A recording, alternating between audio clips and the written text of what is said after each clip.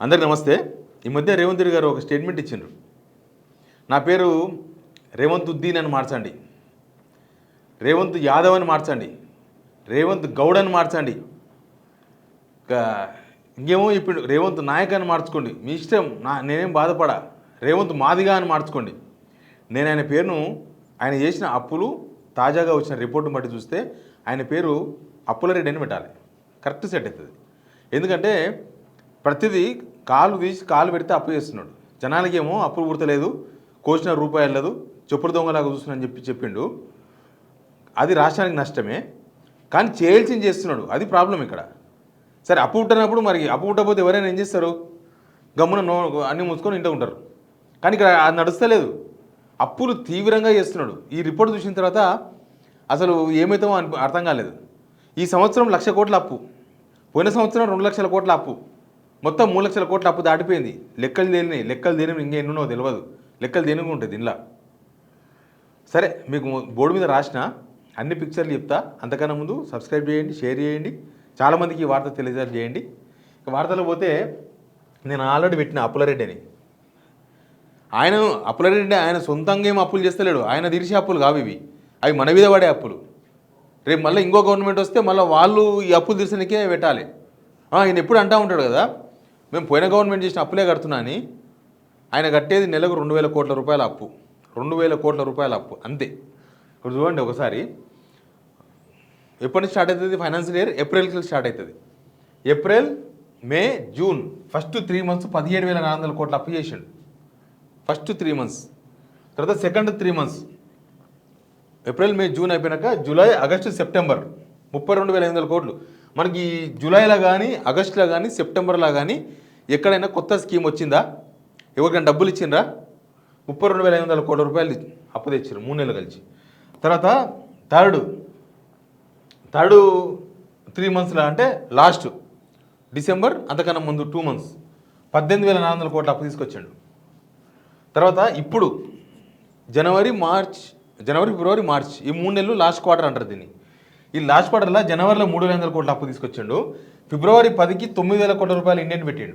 9,000 కోట్ల రూపాయలు ఫిబ్రవరి 10వ తేదీన తీసుకురాబోతుండు. నాకు తెలిసి నా దగ్గర ఒక లిస్ట్ ఉంది, మీకు ఆ లిస్టు చూపిస్తా. రిజర్వ్ బ్యాంక్ ఆఫ్ ఇండియాకి పెట్టిండ్రు.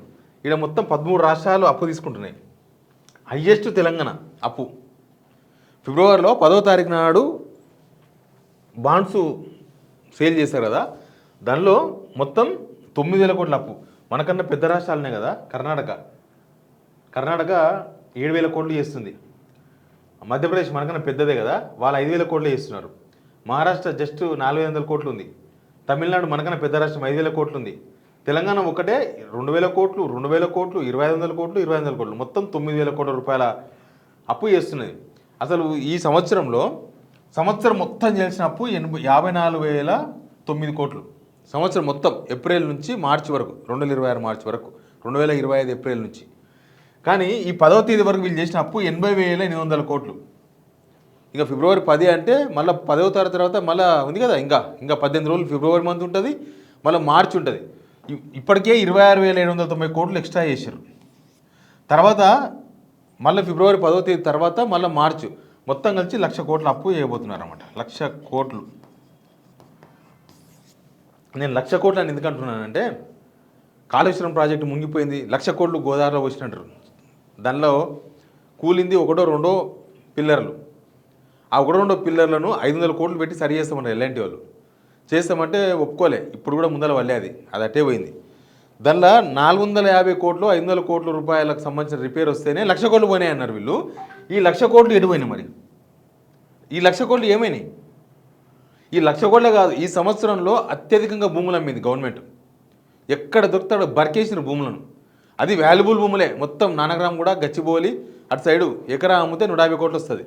ఇంకా రాష్ట్రంలో ఏడు అమ్మినా అంత కాస్ట్ రాదు కాబట్టి అక్కడనే అమ్ముడు పెట్టిర్రు. మొత్తం ఏడ దొరుకుతారు. పార్కు స్థలాలు అమ్మిండ్రు.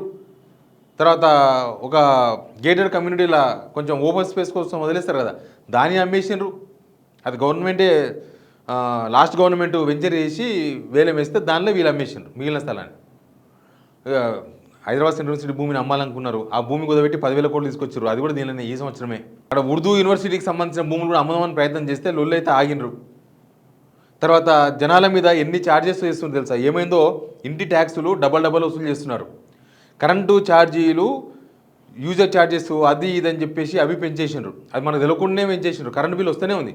మామూలుగా ఇంతకుముందు 250, 300 వచ్చే కరెంటు బిల్లు ఇప్పుడు 450, 500 పోయింది. 1200 రూపాయలు వచ్చే కరెంటు బిల్లు 2000 రూపాయలు వస్తుంది. గమనించారు ఎవరన్నా?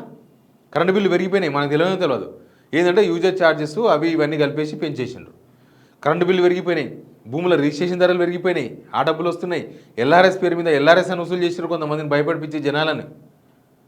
ఇక ఆర్టీఏ ఛార్జెస్ పెంచేసిండ్రు. రిజిస్ట్రేషన్ ఆర్టీఏ బండ్లు రిజిస్ట్రేషను, బండ్లు మళ్ళీ రెన్యువల్ చేసుకోవడము 15 years అట్లాంటివి మొత్తం పెంచేసిండ్రు.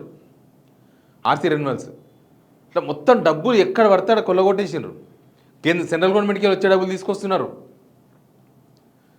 అన్నీ పెంచేసి అన్నీ ఎక్కడక్కడ పటాపంచం చేసి మొత్తం అమ్మేసి ఆ పైసలు తెచ్చిండ్రు.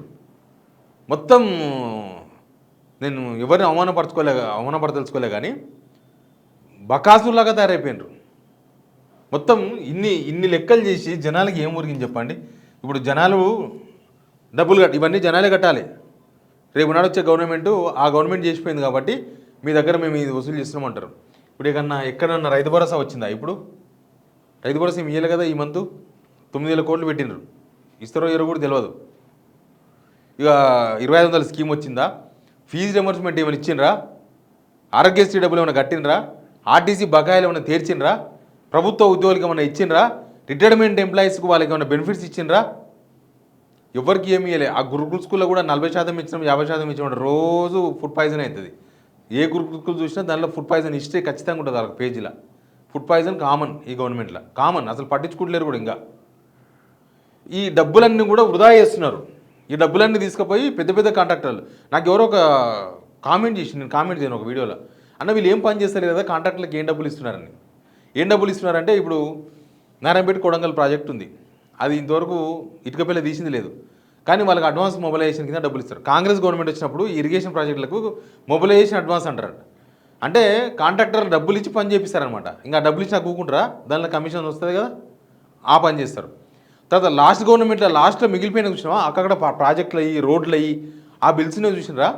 ఆ బిల్స్ కూడా తొందరపడి రిలీజ్ చేసినారు. మనం చూసినాం కదా 2023 నవంబర్ ఈ గవర్నమెంట్ వచ్చినాక రైతు భరోసా కోసం వచ్చిన డబ్బులు ఎవరికి ఇచ్చారు? పొంగులేటి శ్రీనివాస్ రెడ్డికి ఇచ్చారు. ఎందుకు? ఆయన ఎలక్షన్స్ డబ్బులు ఖర్చు పెట్టుకున్నాడు కాబట్టి ఆయనకు పాత గవర్నమెంట్లో పెండింగ్ ఉన్న కాంట్రాక్ట్ డబ్బులు మొత్తం ఆయనకి ఇచ్చేసిండ్రు. చిన్న కాంట్రాక్టర్లకు ఇవ్వరు. 100 కోట్లు, 30 కోట్లు, 40 కోట్లు స్కూళ్ళు, మన ఊరు మనబడి స్కూల్ కాంట్రాక్టర్లు ఇట్లాంటి వాళ్ళకి ఏమి ఇయ్యరు. అసలు గురుకుల్ స్కూలు, తర్వాత ఈ గిరిజన స్కూళ్ళకు డ్రెస్సులు కుట్టించింది చూసినరా. డ్రెస్సులు కుట్టించింది గవర్నమెంట్, ఈ గవర్నమెంట్ పోయిన గవర్నమెంట్ కుట్టిస్తే వాళ్ళు కూడా ఇవ్వలే. ఈ గవర్నమెంట్ వాళ్ళకి ఇవ్వాల్సింది ఎంత? 30 లక్షలు, 40 లక్షలు, ₹1,00,00,000. ఆ డబ్బులు కూడా ఇవ్వలే. వాళ్ళందరూ పాపం పేదోళ్ళు, 4 పేదోళ్ళు పెట్టుకొని పని చేసుకున్నారు, వాళ్ళకు కూడా ఇవ్వలే పైసలు. ఇట్లా మొత్తం కూడా వాళ్ళ స్వాహా అనాలి. ఇవి వాళ్ళ సొంతంగా ఉన్న లాభం వచ్చే పనికి మాత్రమే ఖర్చు పెట్టింది తప్ప చూస్తలేమా? హెలికాప్టర్ వేసుకుని తిరుగుతున్నారు, ఫుట్బాల్ మ్యాచ్ ఖర్చు పెట్టుకున్నారు, సెక్రటేరియట్లో ఛాంబర్లు వేరు చేస్తే దానికి ఖర్చు, మినిస్టర్స్ క్వార్టర్స్లో బాత్రూమ్కు 70 లక్షల రూపాయలు. పేదోడు 70 లక్షల రూపాయలకు ఒక ఇల్లే కట్టవచ్చు. 70 లక్షల రూపాయలకు మామూలు ఇల్లు కాదు, చాలా బీభత్సమైన ఇల్లు కట్టవచ్చు. ఒక బాత్రూమ్కు 70 లక్షల రూపాయలు ఖర్చు పెట్టినారు. చాలా దారుణమైన ఇష్యూ. అందాల పోటీలకు 200 కోట్లు ఖర్చు పెట్టినారు. గ్లోబల్ సమ్మిట్ అని చెప్పి 1000 కోట్లు ఖర్చు పెట్టినారు. ఇట్లా డబ్బులన్నీ కూడా ఇట్లా వేస్ట్ చేస్తున్నారు. అంతే తప్ప జనాలకి ఏమైనా తినిపిద్దాం, జనాలకి ఏమైనా వంచుదాం, జనాలకి ఆస్తిని సంపాదిస్తాము, సంపద సృష్టించి జనాలకు వంచుతామన్నారు. సంపద సృష్టించింది లేదు, జనాలకు పంచింది లేదు. కానీ వీళ్ళు మాత్రం ఉన్న సంపదను మొత్తం కొరిగేస్తున్నారు, ఉన్న సంపదను మొత్తం నాకేస్తున్నారు. కరెక్ట్ భాషలు చెప్పాలంటే ఉన్న సంపద నాకేసి కమిషన్ల రూపంలో డబ్బులు తీసుకుంటున్నారు. ఎన్ని ఆరోపణలు వచ్చినాయి వాళ్ళపైన. 30% కమిషన్ అని ఒక ఆయన మీద, 12% కమిషన్ అని ఇంకో ఆయన మీద, భూములు కబ్జాలు చేసే ప్రయత్నం చేసినారు మంత్రి పొంగులేటి కొడుకు. ఇట్లాంటివి ఎన్ని ఉన్నాయి, ఎన్ని ఆరోపణలు, ఎన్ని కిరికిర్లు. ఎనీవే వీళ్ళు చేసిన 1,00,000 కోట్ల అప్పు గుర్తుపెట్టుకోండి. 2025 ఫైనాన్షియల్ ఇయర్, 25-26 ఫైనాన్షియల్ ఇయర్లో 1,00,000 కోట్లు అప్పు చేసినారు. ఏం చేసినారో గవర్నమెంట్ సమాధానం చెప్పాలి జనాలకు. ఇది కళ్ళకు కనిపిస్తున్నది. ఇది ఆర్బీఐ ఇచ్చిన రిపోర్ట్, ఇది రిజర్వ్ బ్యాంక్ ఆఫ్ ఇండియా ఇచ్చిన రిపోర్ట్, ఇది రిజర్వ్ బ్యాంక్ ఆఫ్ ఇండియా వాళ్ళు పెట్టిన పబ్లిక్ డొమైన్లో పెట్టింది. ఇది తెలంగాణ ఇంత అప్పు చేసిందని. ఇక ఆర్బీఐకి తెలియకుండా చేసిన అప్పులు ఉంటాయి, కార్పొరేషన్స్ కింద గవర్నమెంట్ మద్దతు ఇచ్చి అప్పులు చేస్తారు. అవి ఎన్నో తెలియదు. ఈ గవర్నమెంట్ ఇప్పటికే దగ్గర 3.5-4 లక్షల కోట్ల అప్పు చేసింది. ఆ లెక్క ప్రకారం 3.5-4 లక్షల కోట్ల అప్పు. 4 లక్షల కోట్లు అప్పు చేసి రోడ్ వేసింది లేదు, ఓ బావి దోపింది లేదు, ఓ బోర్ వేసింది లేదు, ఒక బిల్డింగ్ కట్టింది లేదు, స్కీమ్స్ అమలు చేసింది లేదు, ఎవ్వరికి ఏమీ ఇవ్వలే. 4 లక్షల కోట్లు అప్పు చేసింది మొత్తంలో. Please subscribe.